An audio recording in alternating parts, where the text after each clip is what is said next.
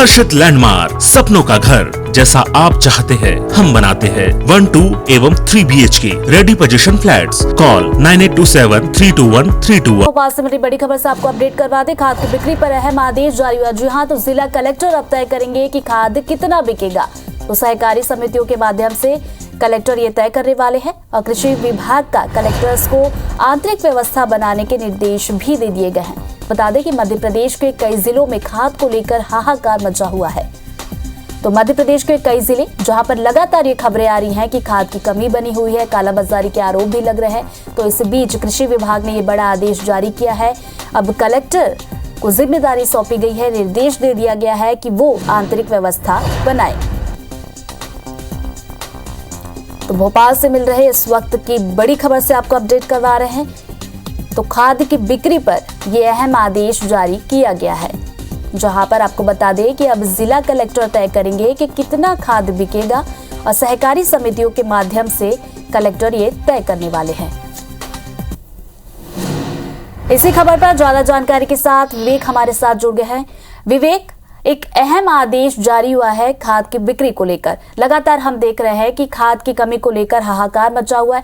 अब कहीं ना कहीं ये देखा जाए कि इससे व्यवस्थाएं सुधरेंगी, किसानों की मुश्किलें कम होंगी।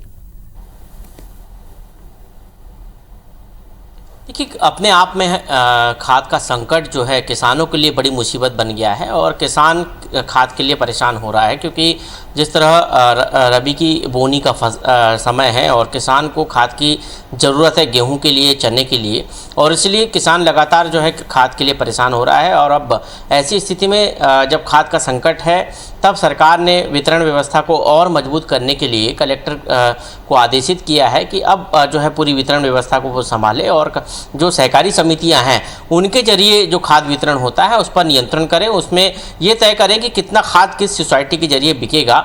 कई बार ये होता है कि किसान जो स्टॉक कर लेते हैं और तय सीमा से ज़्यादा यदि उनके पास खाद हो जाता है तो दूसरे लोग परेशान होते हैं। इसलिए एक लिमिट के तहत ही किसानों को खाद दिया जाए ताकि सभी किसानों को खाद मिल सके। सबसे बड़ी बात है कि सरकार कालाबाजारी और जमाखोरी पर भी रोक लगाने की पूरी कोशिश कर रही है खाद को लेकर, क्योंकि कई जगह ये सूचनाएं हैं कि कई व्यापारियों ने खाद का स्टॉक करके रखा है और वो ऊंचे दामों पर किसानों को खाद बेच रहे हैं, जिससे कहीं ना कहीं खाद का शॉर्टेज भी है।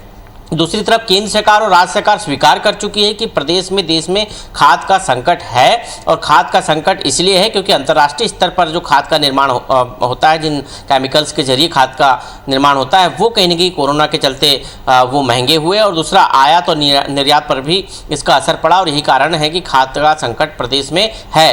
केंद्र सरकार, राज्य सरकार लगातार प्रयास कर रही है। मुख्यमंत्री ने खुद कहा है कि DAP की हम पर्याप्त उपलब्धता किसानों को करवाने के लिए प्रयासरत है, लेकिन प्रदेश में जिस तरह खाद संकट गहरा रहा है, ये सरकार के लिए एक बड़ी चुनौती है और यही कारण है कि वितरण व्यवस्था अब कलेक्टरों के हाथों में रहेगी। बिल्कुल, तो अब वितरण व्यवस्था कलेक्टर के हाथों में रहेगी। देखने वाली बात होगी कि इससे मुश्किलें कितनी क्या कम हो पाती है। बहुत बहुत शुक्रिया विवेक आपका तमाम